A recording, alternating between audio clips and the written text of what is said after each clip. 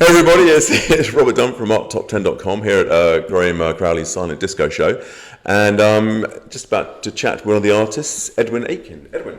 Pleased to meet you, Rob.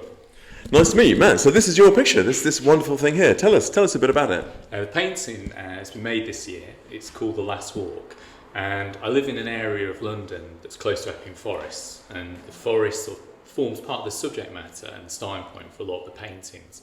But I'm interested in using the forest as a kind of jumping off point to explore other ideas and also to explore using paint. So they're not really meant to be an image of a specific place. It's more of a, I suppose, a record of an experience. Okay. So is it? Have you got like formal things in your mind, how you're balancing it together, or is it more chaotic? Well, most of the work starts based around a walk that's taken place. Okay. So when I go into the forest, I'm very, very interested in the idea that where you live and the environment that you find yourself in kind of filters into the work you do. And that's sort of almost that process being a bit unescapable, something that Peter Lanyon talked about. Mm. And I found the way that the forest has almost like infiltrated my work a little bit, and the way it's informed it. So it starts with a walk, and like I said, I'm not really interested in recording a journey. I'm not really interested in making an image of a place that's recognisable.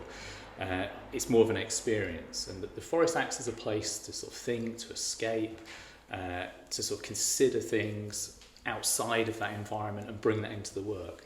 And one of the things that I've tried to do is have the painting as almost like a space where that can happen. And that kind of walking and looking. So when I'm in the forest, the idea of things on the ground are as important as the things that are on eye line. So that's sort of almost like 360 experience of moving through a space and using that, and using those things as triggers to explore other ideas. It's something that I've been interested in with the work. Yeah, it's interesting. I'm fascinated with that thing about the environment as well, because Patrick Heron said a similar thing, didn't he? That all those waves smashing against the bottom of that Eagle's Nest house in Cornwall, he couldn't but help paint that sort of landscapey kind of thing. Yeah. And then so do you live in London, or do you live in...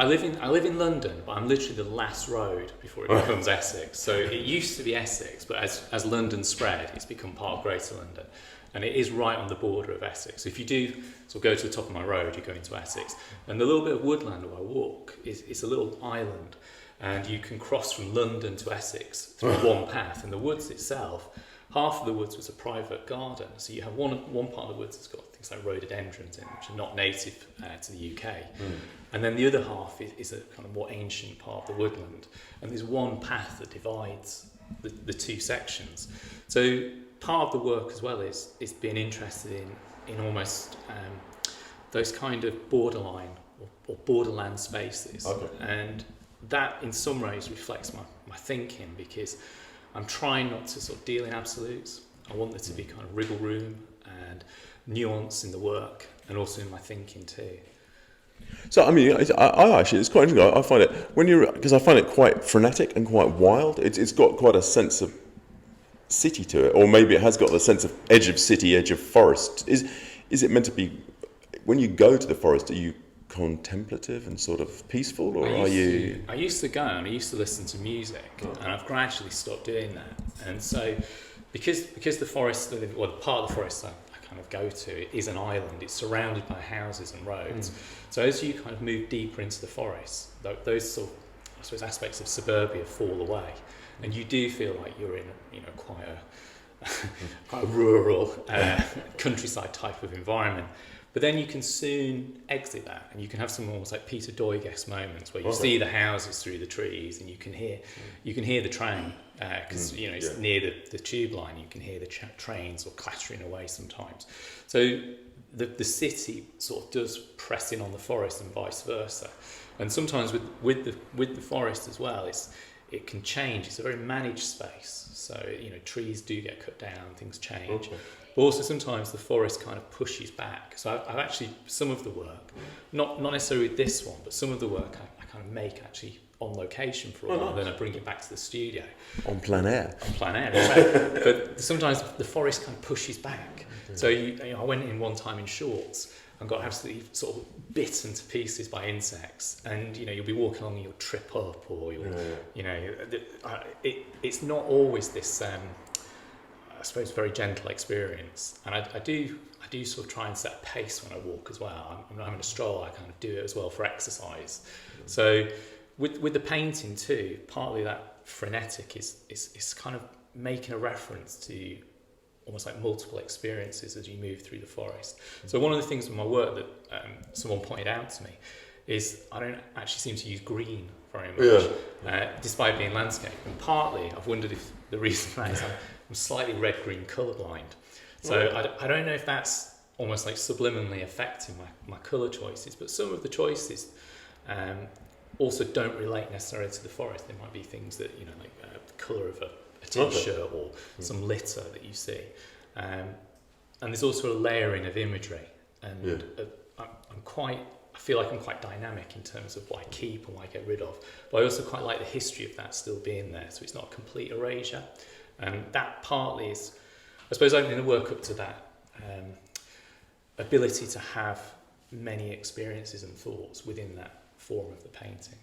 So is this literally from one walk when out there? Do you literally come back and sort of process that single walk, or is it a melange? Yeah, what can happen is it's a composite, really. Yeah. So there can be certain things that do stand out. So one thing that's that doesn't really feature in the work, but more the feeling, is that I've started to notice there's little deer in the woods, little muntjac deer, and there's different times of the day and you can see them.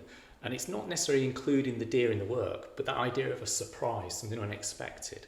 I want to try and bring that feeling sometimes into the work too. Okay. So there'll be different things and different walks, and also there'll be other stuff that comes into the work. I'm interested in books and films. It's not purely a record of the landscape. It's more that's the starting point, the catalyst for a range of things that can come into the painting. So it's almost whatever happens in your head while you're out there. Yeah, a lot of the time these are as much mapping almost like an internal landscape of thoughts and feelings rather than an external space.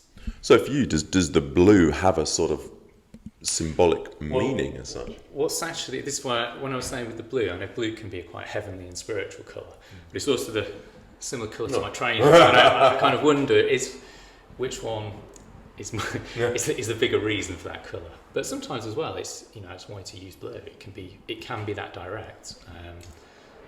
So yeah. No, it's cool. I mean, could you say that's like a bush from the trees, or is that too simple? Some of the things are kind of notations as well. So there's notations of things like bark, leaf litter. Some things are sticks, some things are part of the vista that's opening. I've tried to change the time that I walk to dawn and dusk as well. So some of that kind of skyline there of the light fading. Some of those things are brought in, and a lot of this is improvised. It may start with, I mentioned the rhododendrons. I might start with something that looks very, I suppose, flower-like, and then it becomes something else. And I'm very interested in that sort of transformational quality of the activity as well, and how things can change. And like I say, the role of the imagination is really important to me, and improvisation too. Yeah. No, I mean, they're fascinating paintings. It's really intriguing. Do you expect people to respond to them as a walk? Do the titles give a hint of that in any way? Some of the titles are a bit, I suppose, more specific than others. So when with this painting called The Last Walk, it wasn't meant as the last walk in a sense of a final walk. It's more a reference to a memory, like the last walk you've taken. I'm not too worried whether people can make that connection to the walk, because the paintings hopefully go beyond that as well. Like I say, it wasn't about documenting a particular time. So yeah, not too worried about that. No, it's really cool. I really enjoy looking at it. Actually, I mean, it gets me a bit kind of crazy, and fun and excitable. No, I think it's a really cool thing. Do you do them in sort of one massive batch, or do they take a bit of time? No, I've actually, I feel like I've evolved as an artist. So I used to have a thing where I couldn't leave a painting. I needed that closure, and I wanted, not necessarily made in a certain time limit, but almost I couldn't move my attention onto another painting. Whereas now I'm finding that I do let things sit and rest for a little while. And with the paintings, I spoke about them being this almost like this arena for thought and feeling. Sometimes the work, in the same way the forest is, it kind of pushes back. And I feel that you can be doing something that's joyous, then you can be doing something that's so stressful and aggravating that it really is almost like a relationship, and it kind of waxes and wanes and changes and it develops over time. And I've found now my process has adjusted itself to fit with that, I suppose, that feeling or approach as well. So no, not in one hit. And there might be, at the moment, there's about, I think, 9 paintings I have on the go in the studio in various stages of being complete, and completion's a difficult one, because sometimes the painting surprised me. I don't think I finished with it, and in actual fact I have. It's done, and that, again, I'm pleased about that, because I want the work to surprise me, as well as hopefully have that kind of interest and connection for other people, that there is a sort of unknown and unfolding quality within the work. No, nice. That's really cool. I love the sense you want it to surprise you as well, and that's kind of a finishing point when it does. But that's cool. No, I really enjoyed chatting about it. Thanks so much for telling us. Thank you.